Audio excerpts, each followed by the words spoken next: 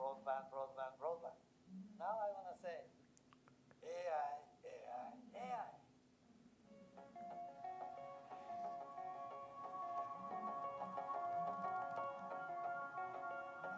Met with President Kim Il-sung, and he was asking me, so Masa-san, give us advice. What should Korea do? So I said three things: broadband, broadband, broadband. President Kim said, I will do the broadband. Then he said, oh, by the way, what is broadband? I am so happy to celebrate. Korea is number one tomorrow in the broadband. Let's talk about the future. Great success, great glory again to continue. AI is going to disrupt every industry. And AI will be the biggest revolution in human history. So my message to President, only one thing. You say AI, AI, AI every day. The leader is the only one who can decide direction. So what is more specific? AI education, AI investment, AI joint ventures.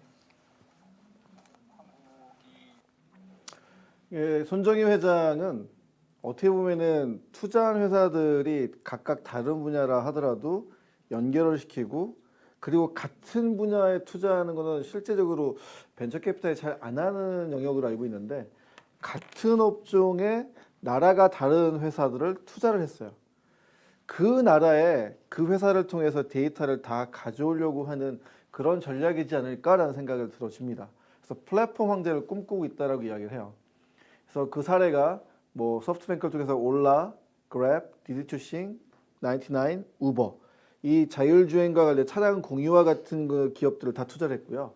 플립키트, 알리바바, 토키피디아, 파네틱스, 쿠팡, 이 전자상거래에 관련된 기업들 다 투자를 했죠. 그래서 데이터에 기반한 AI 플랫폼 형태의 비즈니스를 미래에는 계속 고도화시키려고 하는 전략이 아닌가 생각이 들어집니다. 이야기가 많고 뭐 말도 많았지만 실제적으로 결과를 보니까 올해 얼마 전이죠. 지난주였던 걸 기억해요. 지지난주 32조 순이익, 투자 대박이 났죠. 뭐 투자 대박이 난 게 32조뿐만이 아니라 그 이후에 쿠팡 때문에 만년 적자했던 기업인 쿠팡에 투자해서 미친 짓 아니냐라고 했는데 20억 달러 투자했다, 이게 거의 3조가 20조가 돼버렸죠. 그래서 이런 사례를 보면서 기업이 가고자 하는 방향성에 대한 부분들을 경영자가 함께 인식을 하고, 우리가 가고자 하는 방향이 주력 사업을 강화하는 것도 있긴 하지만 Beyond Education, Beyond Food, Beyond Car, Beyond Mobility 이런 형태로 포커스하고 Beyond의 적절한 비율을 맞춰가는 것도 방법이지 않을까 생각이 들어집니다. 글로벌 기업들의 사례를 보면요, 플랫폼 전쟁이라고 볼 수밖에 없어요. 구글이나 애플이나 페이스북, 아마존 같은 경우 보시면요, 텔레콤에 투자한 실제적인 스타트업들이 굉장히 많습니다.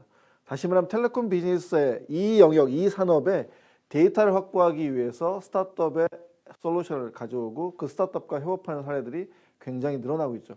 본인들이 다 만든 내용들이 아니에요.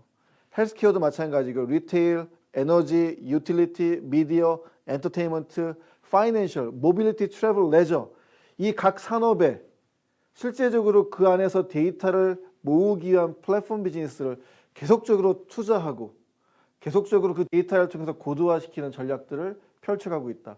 그 중에 하나가 아마존인데요. 아마존 잘 아시는 것처럼 굉장히 실험에 있어서 호의적인 문화를 갖고 있다고 이야기합니다. 실패를 할 때 대한민국이 아니라 가장 전 세계에서 실패하기에 가장 좋은 곳이 아마존이어야 한다라고 이야기할 정도로. 그래서 아마존이 뭘 실패했냐? 결제 서비스 웹페이를 실제로 실패를 했어요. 좀 아이러니한 게 전자상거래 업체가 결제 시스템을 실패하는 거 되게 웃긴 건데, 결제 시스템에 대한 실패, 근데 이 실패가 그냥 실패로 끝난 게 아니라 이 실패했던 조직을 용인했더니 이 실패했던 조직이, 이 연구했던 사람들이 실제적으로 만든 게 뭐냐면 이거였어요. 아마존의 알렉사를 만듭니다. 아마존의 알렉사를 만들어서 인공지능 스피커를 만들어서 이 인공지능 스피커를 계속 고도화하는 작업들을 지금 하고 있죠. 이제 혼자 하지 않아요. 왜냐하면 이거 생태계를 만들어가야 되는 거니까.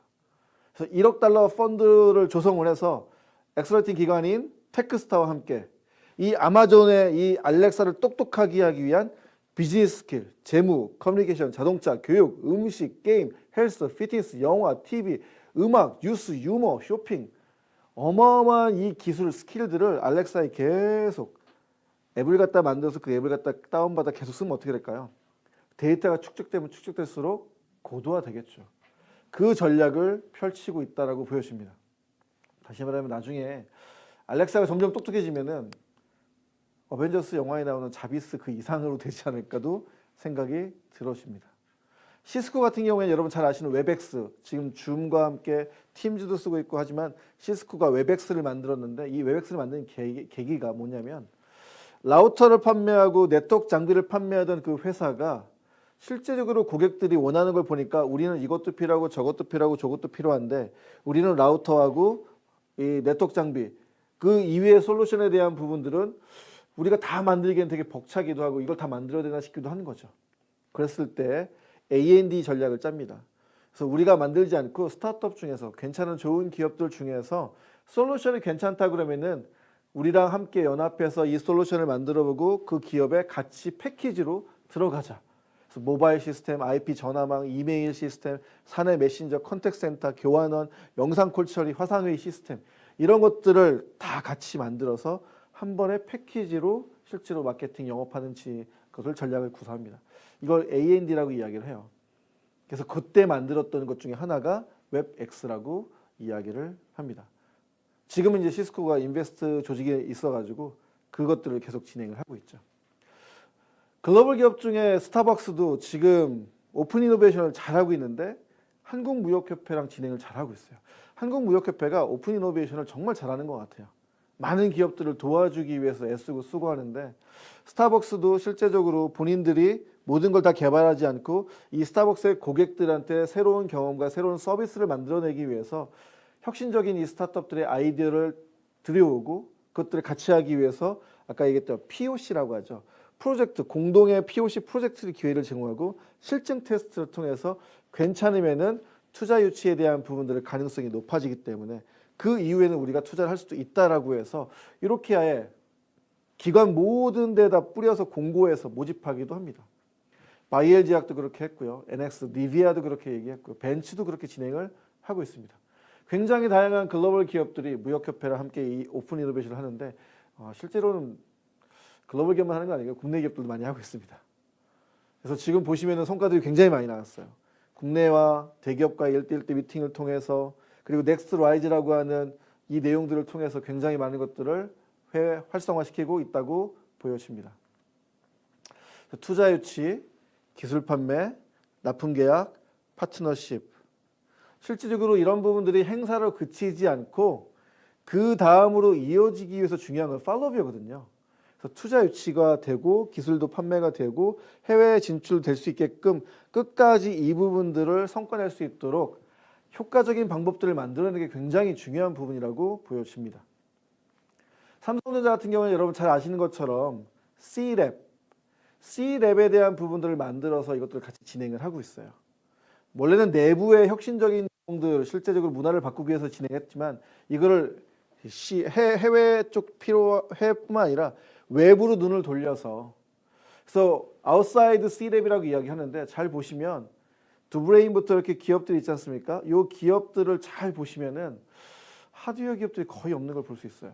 하드웨어는 우리가 잘 만들 수 있으니까 그 하드웨어에 대한 이 기반에 소프트웨어를 얹어서 실제적으로 우리 걸 부가가치를 높일 수 있는 형태. 그래서 C랩이 어디에 투자를 했고 어느 프로젝트를 개발하고 있는가 쭉 보시면은 삼성전자가 여기에 좀 더 투자하고 있고 여기를 미래의 먹거리로 생각하고 있구나라고 판단할 수 있지 않을까 생각이 들었습니다. 일전자도요 지금 회장님 바뀌면서 미래 먹거리를 찾아낼 별동대장을 키우고 있다라고 이야기를 합니다. 실제로 젊은 사업가 왜냐하면은 이제는 기업가 정신이 너무너무 중요해졌어요. 이 기업가 정신이라는 것이 문제를 해결할 수 있는데 기반한다라고 보여집니다. 그래서 세 가지로 볼 수 있는데 기업가 정신은 problem define 문제를 정의하는 게 제일 중요합니다. 두 번째는 opportunity finding 기회를 실제로 잘 찾아내야 돼요. 세 번째는 솔루션인데 문제를 해결할 그 솔루션이 앞단에 뭐가 붙냐? profita블이 붙어요. profitable solution. 그냥 솔루션이 아니라 지속 가능하려면 어떻게 해야 돼요? 수익 창출이 가능한 솔루션이어야 됩니다. 그 요 세 가지를 실제로 진행하면서 많은 오픈 이노베이션을 갖다 실험을 지금 해오고 있어요.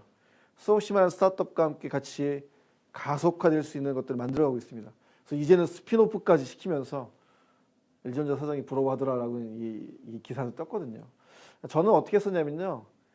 한국사업본부하고 실제적으로 8년 전부터 핵심 인재 딱 20명, 15명, 12명 요 몇 명만 딱 한 7개월 정도 강의하고 테마 잡아서 보고하고 실제적으로 이걸 가지고 성과 낼 수 있는 코칭 형태로 진행했었습니다.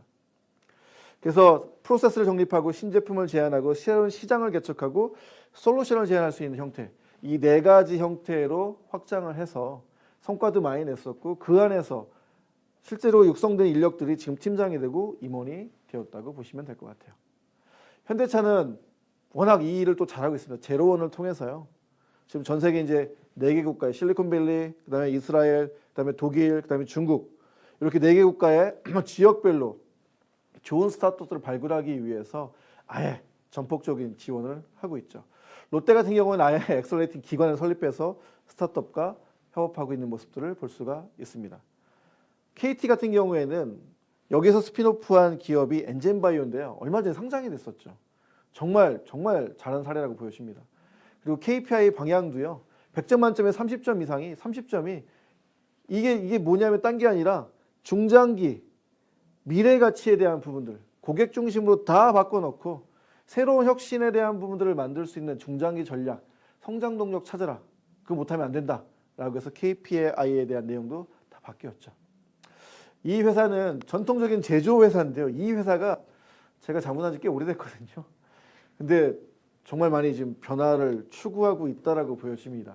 잠깐 이 영상을 보도록 하겠습니다. 기술과 산업이 너무나 빠르게 변하면서 대기업과 스타트업이 함께 개방형으로 혁신을 추구하는 오픈 이노베이션이라는 프로그램이 활성화되고 있는데요. 약 60년의 역사를 가진 제지혈명과 한솔그룹과 공돌이들을 위한 딥테크 스타트업 전문 엑셀러레이터 블루포인트 파트너스가 한솔 V 프론티어스라는 오픈 이노베이션 프로그램을 만들었다고 해서 이 자리에 모셔보게 됐습니다. 안녕하세요. 안녕하세요. 본인 소개 한번 해주세요. 한솔홀딩스 사업개발팀의 윤기우 수석이라고 하고요. 저희 한솔그룹은 1960년대에 제지사업으로 시작해서 원래는 삼성그룹에 소속된 그 기업 집단이었는데 1990년대에 분사를 해서 저희 한솔그룹으로 독립을 하게 됐고요. 저희가 하고 있는 사업으로는 케미칼, IT, 전자부품, 소재, 인류업 굉장히 다양한 사업들을 저희가 진행하고 있습니다. 사내 스타트업에 대한 공부도 하고 있고 블루포인트 파트너스와 함께 진행을 하게 됐습니다. 단순 제지 회사가 아니다. 재질을 기반으로 한 다양한 사업들을 펼쳐나가고 있는, 성장하고 있는 회사입니다. 저는 블루포인트 파트너스 대표를 맡고 있는 이용관입니다. 테크 전문 스타트업을 발굴하고 코칭하는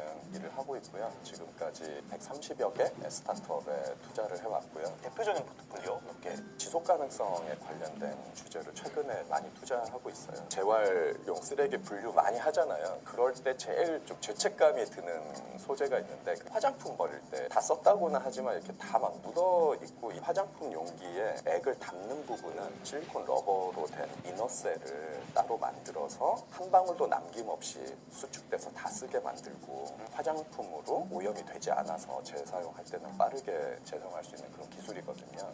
이노보틀 같은 회사, 그 다음에 글래스의 투명도를 정기적으로 조절할 수 있는 기술을 가진 리파이라는 회사가 있는데요. 집안에 있는 유리들 있잖아요. 어쩔 때는 불투명했으면 좋겠고 어떨 때는 투명했으면 좋겠는데 이제 자율주행이 되면 전방 주의 의무가 없어지니까 프라이버시를 확보하기 위해서 이렇게 불투명하게 해도 될 거라고 생각하고 그런 것에 어플리케이션 찾고 있습니다. 확실히 보는 관점이라든지 이런 게 공학도적이고 산업에 되게 깊게 들어가 그런 시각으로 네. 투자를 하는 것 같아요. 네, 네. 백그라운드가 있을 것 같은데 소개 좀. 카이스트에서 물리학과 졸업했고요. 박사까지 했는데 플라즈마 물리라는 분야가 있어요. 뭐 잘 아시다시피 잘 알지 못해요. 플라즈마는 물질의 제4의 상태잖아요. 고체, 액체, 기체, 제 박사 테마로 개발하던 거를 가지고 창업을 하게 됐고요. MKS 인스트루먼트라는 나스닥 상장 기업인데 진공 관련된 기술에서는 제일 큰 회사고 그 회사에 이제 M&A를 2012년도에 하게 됐고요. 엑시트한 다음에 개인 투자를 조금 했었는데 똑같이 저가 맨 처음에 했던 시행착오를 아직도 하고 있는 거예요. 나만의 문제가 아니었고 이 공돌이 우리들이 창업할 때 똑같은 거 아직도 겪고 있다. 초기 스타트업 때 기여를 해보자라는 마음으로 이제 창업을 하게 됐습니다. 네. 네. 여기까지 좀 보겠습니다. 한솔그룹이 엑서라이팅 기관인 블루포인트 파트너스랑 함께 스타트업 육성에 뛰어든 이유가 기존에 이제 사업을 잘하고 있죠. 그렇지만 미래 가치를 만들어내기 위해서 그리고 그룹의 성장에 대한 동력을 만들어내기 위해서 지금부터 뭔가 작은 거부터 시작해야 되겠다라는 그런 마음을 가지고 한 게 아닌가 생각이 들고요. 제가 한솔그룹 자문했을 때 그때 만났던 한 팀이 있었는데 이 팀이 스핀오프를 했어요. 스핀오프를 해서 지금 한솔그룹이 아마 첫 스핀오프 사례가 아닌가 생각이 들어집니다. 그래서 커머스 트렌드를 이끌어갈 넥스트 유니콘이라고 이야기할 정도로 지금 굉장히 많이 성장을 해가고 있고 지금 자주 만나서 저도 이야기를 하고 있습니다. 이런 사례들이 많아졌으면 좋겠다 생각이 들고요. KBS가 지금 TV를 잘 안 보시는 분이 많다 보니까 시청률과 함께 이게 광고가 떨어지고 있거든요. 스타트업 인터브리드와 어떻게 협업하고 있는가 영상을 잠깐 보시죠. 무엇보다 확실하게 시선을 끌죠. 이제는 지나치는 모든 분들이 단골이죠. 유리창 하나로 광고 수익까지 내니까요. 눈에 딱! 신청만 하면 필요한 정보도 최소 월 10만 원 수익까지 딱. 당신의 가게에 가치가 달라집니다. 이 회사는 지나가는 길거리에 유리창이 굉장히 많지 않습니까? 거기에 보면은 포스터가 다닥다닥 붙어 있어요. 지나가는 사람이 안을 들여다보기도 힘들고 안에서도 밖을 보기 어렵죠. 근데 포스터가 1년에 내놓는 비용이 굉장히 많습니다. 그 비용들을 좀 줄이고 실제로 지나가는 사람들에게 영상에 대한 부분들을 보고 들어오게끔 하고 또 하나는 커뮤니케이션 할 수 있는 형태로 유리창만 빌려줘도 수익을 이렇게 쉐어해주는 그러한 비즈니스 모델입니다. 그래서 SC은행 같은 경우에는 소상공인들한테 실제로 자기의 브랜드를 알리고 싶어도 알릴 수 있는 매체가 없었거든요. 소상공인들을 위한 매체로 지금 이 광고를 활용을 하고 있습니다. 그래서 지점에 보면 이렇게 설치가 되어 있고 그 지역의 소상공인들의 광고를 대신 유리창에 해주는 형태로 그 이 회사는 지나가는 사람들이 몇 명이 지나갔는지를 디텍팅할 수 있는 데이터를 다 쌓을 수 있어요. 그래서 전국의 어느 상권에서 사람들이 가장 많이 지나가는지를 디텍팅할 수 있는 기술이 있기 때문에 이런 데이터를 가지고 상권 분석을 할 수도 있겠죠. 서대문구청도 지금 이 기업과 함께 민원실의 홍보 내용들을 포스터를 다 바꿔버렸습니다. 붙였다 뗐다가 너무 싫으니까.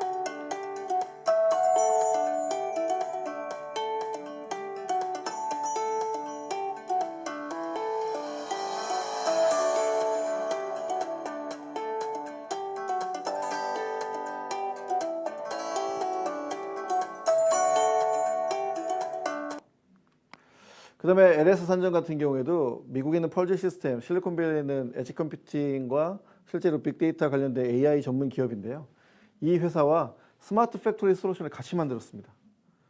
이 회사가 실제적으로 연결을 시키는 거, 프로토콜이 다르더라도 연결시키고 데이터의 전처리를 할 수 있다는 게 가장 큰 장점이거든요.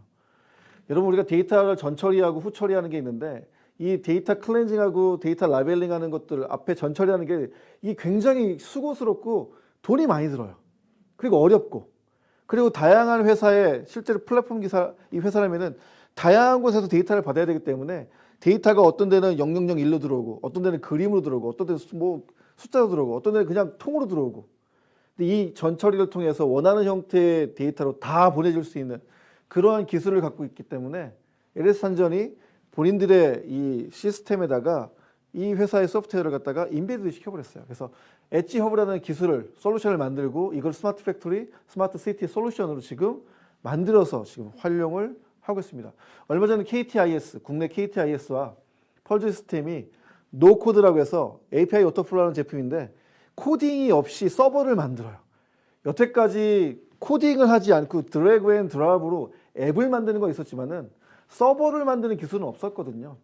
그래서 서버를 만들 수 있고 전 처리할 수 있는, 후 처리할 수 있는 이 기술을 가지고 KTIS가 갖고 있는 이 데이터를 실제적으로 실제 데이터베이스에 잘 올라갈 수 있는, 마이그레이션 할 수 있는 형태로 지금 비즈니스를 같이 협업을 해나가고 있습니다. 글로벌 호텔하고 함께하고 있는 위브에는 캐나다 기업인데요. 국내 본사, 캐나다에 본사가 있고 국내 지사가 있습니다. 위브에라는 기업은 실제적으로 에너지를 절약하고 비용 절감하고 대기에 있는 공기질을 향상시키는 스타트업이에요. 작은 설치 하나를 통해서 이 공간에서 공기가 어떻게 변하는가에 대한 부분을 3일이나 5일 동안 실제적으로 측정을 합니다. 센서가.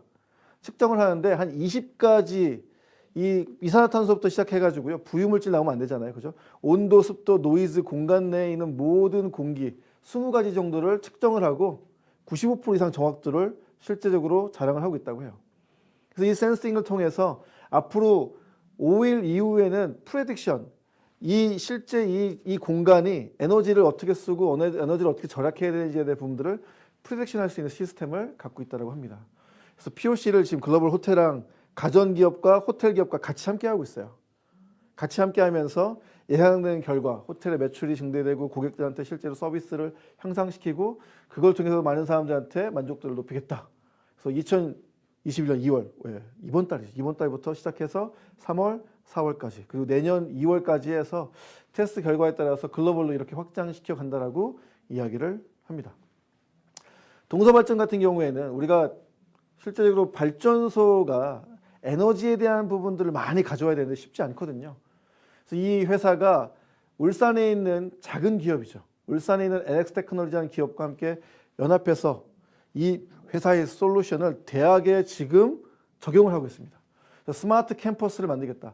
에너지 효율화 사업을 하겠다라고 해서 2천억이라는 재원을 마련했습니다. 그래서 1년에 100억씩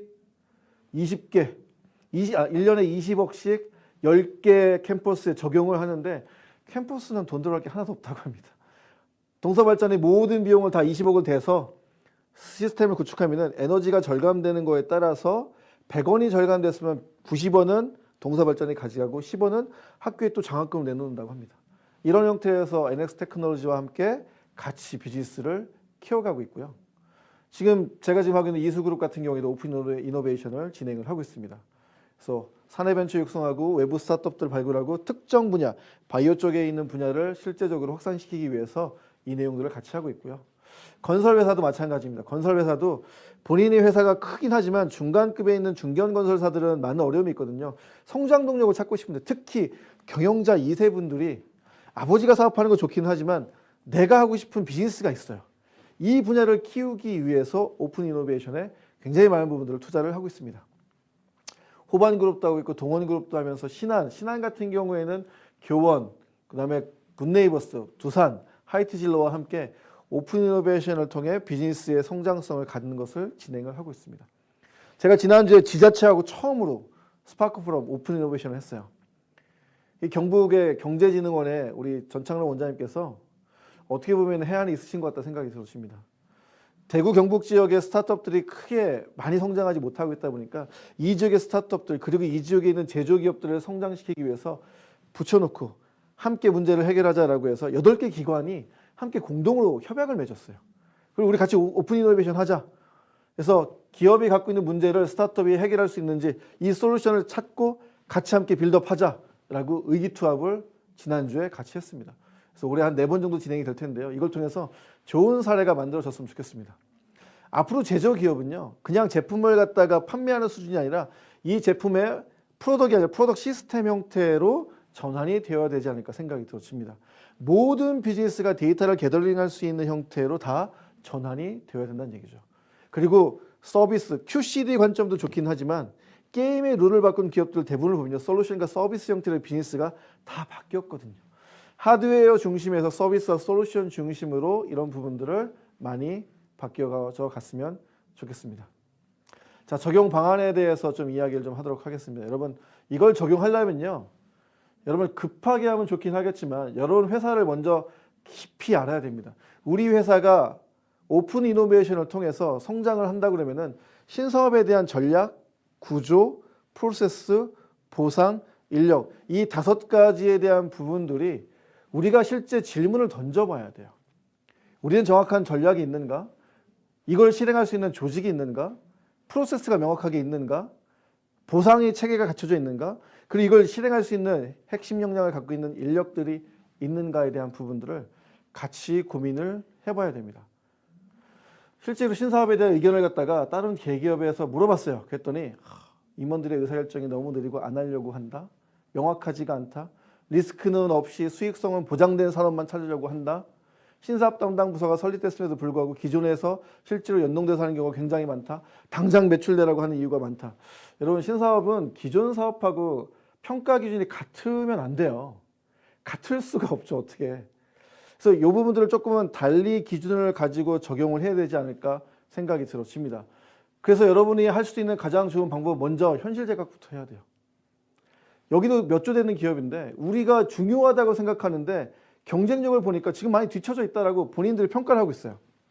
그럼 우리 내부의 핵심 역량에 대한 부분들이 정말 갖춰져 있는가에 대해서 다시 한번 심도 있게 논의를 해봐야 됩니다. 프로세스를 보면요. 첫 번째, 뉴 비즈니스에 대한 디파인 해야 돼요. 그리고 아까 말씀 5가지 전략, 조직, 프로세스 보상, 인력에 대한 부분들을 실제적으로 정립하고 목표 설정부터 해야 되겠죠. 그리고 비즈니스 그로스 매트릭스를 통해서 탐색하고 협업 가능한 스타트업들을 만나고 미팅하고 그 안에서 선정하고 같이 함께 가설을 갖다가 검증해보자 POC를 한 이후에 POC 한 걸 가지고 제품을 만들겠죠. MVP를 만들면 그걸 가지고 실제로 프로덕트 마켓 핏을 찾아가는 노력들을 해야 되지 않을까 생각이 들어집니다. 그래서 프로세스가 다양해요. 보통 2개월, 3개월 걸리는 것도 있고요. 이거는 무역협회에서 실제적으로 진행하는 프로세스와 스파크 포럼에서 하는 프로세스를 좀 짬뽕한 겁니다. 그래서 매칭시키고 POC하고 연계투자하고 사업관리하는 거는 무역협회에서 진행하고 있는 거고요. 그래서 여러분들이 이제는 혁신적인 조직, 그룹, 사람과 만나야 혁신이 가능하다는 것을 조금은 더 체득화시켜서 경험을 통해서 이해를 했으면 더 좋겠다 생각이 들어집니다. 그래서 제일 중요한 거는 첫 번째 C레벨들이 먼저 변해야 됩니다. 그래서 지금 조선일보에서는 스타트업 챌린지 포럼을 만들어서 C레벨들에게 유니콘이 될 만한 기업들과 함께 미덕을 통해서 우리가 새로운 것들을 받아들이고 그 새로운 사고를 통해서 적용할 수 있는 가장 작은 단위의 것들을 먼저 찾아서 그걸 우선순위화해서 진행을 해보자라고 이야기를 하고 있습니다. 급변하는 세상을 통찰할 수 있는 학습하는 조직들이 필요합니다. 지금 스텔스 창업이라고 이야기하는데요. 회사를 다니면서도 창업하기 위해서 매일 저녁에 모이는 집단들이 있어요. 저하고도 같이 매주 모이는 분들이 계십니다. 직장은 다니고 있어요. 그렇지만 세상에 변화가 너무 심하니까 그런 사람들을 만나면서 본인도 깨닫고 회사에 적용하고 본인의 미래를 설계하는 사람들이 늘어나고 있다. 여러분 매년 연구개발 자금이 있지 않습니까? 여러분 연구개발 자금이 100억이 있다 그러면은 오픈 이노베이션을 갖다 적용한다면 어떻게 할 수 있을까요? 첫 번째는 그냥 연구개발에 70억 정도만 투자하고 나머지 30억을 POC 과제로 돌리는 것을 저는 해야 되지 않을까 생각이 들었습니다. POC 자금이 없으면 실제적으로 스타트업이랑 하기가 굉장히 어렵습니다. 또는 아예 그냥 엑셀러레이팅 기관이나 벤처 캐피탈에다가 10억씩 세 곳에다 이렇게 그냥 돈을 주는 거예요. 그리고 여러분이 LP로 참여하는 거죠. 그러면은 엑셀러레이팅 기관이나 벤처 캐피탈에서 정말 좋은 기업들, 여러분 회사와 함께 시너지 낼 만한 기업들을 딜 소싱을 가져올 겁니다. 그걸 가지고 같이 보면서 우리 성장 노력을 찾아가는 노력들이 필요하지 않을까? POC에 대한 부분들은 실제적으로 여러분이 같이 해야 되는데 이것도 함께 하기 어렵다 그러면은 POC를 같이 할 수 있는 전문가 집단과 여러분들이 같이 모여서 논의를 해야 됩니다. 스타트업과 오픈 이노베이션 할 때 첫 번째는요. 여러분 젊더라도 기업가에 대한 깍듯한 예우가 필요합니다. 꼰대, 갑질 이 태도는 정말 퇴출, 다시는 안 만날 거예요. 두 번째, POC 자금 확보가 필수입니다. 이 돈이 없으면서 실제적으로 네 돈으로 해라, 알아서 해라. 여러분 이건 폭력이에요. 스타트업한테는 그런 자금이 없어요. 물론 투자를 받은 사람들은 좀 여유가 있긴 하겠지만 여유 있는 스타트업을 제가 본 적이 없거든요. 그래서 POC를 하겠다 그러면은 여러분의 일정 부분 자금을 가지고 5천이면 5천, 1억이면 1억을 가지고 같이 할 수 있는 협업의 모델을 만들어 가셨으면 좋겠습니다. 그리고 자료만 쏙 빼고 아이디어 도둑질은 절대 하시면 안 됩니다. 자료 줬더니 그 IR 자료 줬더니 회사 소개 자료 줬더니 연락 두절되고 안 되는 거. 여러분 이거 굉장히 싫어하거든요. 제가 스타트업의 입장에서 대변하는 것일 수도 있긴 하지만 여러분 대기업에서 중견 이상에서는 이제는 다음 세대를 키우기 위한 노력들, 다음의 미래를 경영자를 키우기 위한 노력들을 같이 해주셨으면 좋겠습니다. 동반 성장에 대한 진정성과 빠른 피드백이 되게 중요한데요. 되면 된다, 안 되면 안 된다. 빠른 대응을 해주셔야 돼요. 이것도 아니고 저것도 아니고 이 길어지는 거는 정말 어려운 스타트업은 참지를 못해요. 기다리기가 되게 어렵습니다. 마지막 기술 사업화에 대한 이해가 있어야 돼요. 비즈니스 모델에 대한 연구와 적용과 시너지 낼 만한 것들을 계속적으로 내부에서 논의하고 공부하고 학습을 해가야 되지 않나 생각이 들어집니다. 그래서 우리가 전략은 변하지 않는 것에 토대를 둬야 한다고 이야기합니다. 세상이 어떻게 변하더라도 코로나가 오고 코로나 이후에 어떤 것이 온다 하더라도 기업은 고객이 원하는 가치를 제공한다면 고객은 그 가치 제공한 기업과 사람을 외면하지 않는다. 절대 외면하지 않아요. 그래서 고객 중심의 사고, 함께 이 고객을 바라보고 이 고객한테 줄 수 있는 서비스와 가치를 높여갈 수 있는 것들을 만들어 가야 되겠죠. 그래서 사람에 대한 연구가 훨씬 더 많아져야 될 것 같습니다. 사람에 대한 이해 중에 어떤 이해냐? 기술에 대한 이해도 필요한데요. 인간의 욕구에 대한 이해가 필요합니다. 아름다워지고 싶은 욕구를 충족시키는 것은 뷰티 비즈니스고요. 늙지 않고 건강하게 오래 살고 싶은 욕구를 충족시키는 것은 뷰티와 헬스케어 비즈니스죠. 칭찬받고 싶고 즐겁고 행복하게 살고 싶어. 이거는 엔터테인먼트 비즈니스죠. 나는 돈을 많이 벌고 싶다. 그럼 뭐예요? 파이낸스 비즈니스죠. 핀테크 비즈니스죠. 난 맛있는 거 많이 먹고 싶다. 푸드테크 비즈니스죠. 배우고 성장하고 싶다. 이건 에듀테크 비즈니스죠. 그래서 인간의 욕망과 첨단 기술이 만났을 때 새로운 수요가 창출되었다라고 이야기를 하죠. 그래서 마지막에 여러분에게서 질문하고 실행하고 성취할 수 있는 형태로 나부터 지금부터 작은 것부터 바뀔 수 있다면 좋겠다 생각이 들어집니다. 그래서 많이 물어봐야 돼요. A자형의 인재는 뭐냐? 내 것을 알고 남의 것을 알아야 연결하고 융합시킬 수가 있다는 얘기예요. 내 것을 알고 남의 것을 알려면 어떻게 해야 돼요? 연결시키고 융합시키려면 ask 해야 돼요. 물어봐야 돼요. 모르니까. 그리고 액션하고 어치먼트해서 새로운 것을 만들어낼 수 있었으면 좋겠다 생각이 들어집니다. 여러분 긴 시간 동안 거의 60분 동안 제가 풀로 쉬지 않고 강의를 했는데 조금이라도 도움이 되셨으면 좋겠고요. 지금은 여러분이 질문하신 내용들을 실제적으로 제가 질문에 답변 드리는 것들을 하도록 하겠습니다. 질문 보니까요. 외부와의 협업, 내부 혁신이 중요한데 그냥 참여해서 좋고 그런 행사 말고 우리 기업에 당장 성과 낼 수 있는 효과적인 방법이 있을까요? 여러분 당장 효과를 낼 수 있는 부분들이 있다고 장담할 수는 없어요. 근데 중요한 거는 이거를 제일 잘할 수 있는 조직이 어디냐? 제가 다른 회사를 수없이 많이 해보니까요. 영업 조직이 제일 잘합니다. 사업 조직이 제일 잘합니다. 사업 조직은 동물적으로 이 회사랑 우리가 시너지를 냈을 때 성과 낼 수 있겠구나라는 그러한 촉이 있는 것 같아요. 그래서 시장에서 고객을 가장 많이 만나본 사람들이 이 아이디어를 가장 많이 잘 내는 것 같다라고 생각이 들어집니다. 실제적으로 고객을 만나는 노력들을 굉장히 많이 해야 되는데 고객을 만나서 고객이 실제적으로 우리한테 우리가 없는 영역을 이야기할 수가 있어요. 실제 사례입니다. 우리한테는 그 영역이 없는데요. 우리는 그거 개발한 적도 없고 그 솔루션이 없고 그 제품도 없는데요. 근데 거기서 안 된다고 하는 게 아니라 듣고 있다가 우리랑 실제적으로 협업할 수 있는 것을 찾아서 같이 시스코처럼 패키지로 들어갔던 것처럼 그런 형태로 사고의 전환을 해야 되지 않을까 생각이 들어집니다. 두 번째 질문은 전통적인 오프라인 유통기업이 디지털 전환을 함에 있어서 고려해야 할 우선 요소 무엇이 있을까? 여러분 전통적으로 유통기업이 갖고 있는 데이터를 보셔야 됩니다. TPO라고 하죠. T는 time, place, 그다음에 occasion이죠. 실제로 사람들이 time, 어느 시간대, 어느 요일에, 언제, 그 장소, 어느 장소인지 모르겠지만 그 장소에서 얼마나 자주, 얼마의 금액을 돈을 들여서 물건을 샀느냐. 우리가 갖고 있는 데이터를 가장 기본적으로 보셔야 돼요. 근데 우리가 없는 데이터가 많이 있죠. 여러분 라이프스타일 전반에 대한 데이터를 실제적으로 많은 기업들이 갖고 있습니다. 라이프스타일 전반에 대한 데이터를 갖고 있는 기업들과 콜라보할 수 있도록 내부의 데이터를 먼저 들여다보고 그 데이터를 기반으로 고객의 라이프스타일을 디자인할 수 있는 형태로 우리가 협업을 만들어 가야 되지 않을까 생각이 들어집니다. 그래서 어느 유통기업에서는요. 거의 10주 동안 빅데이터만 교육하는 회사가 있어요.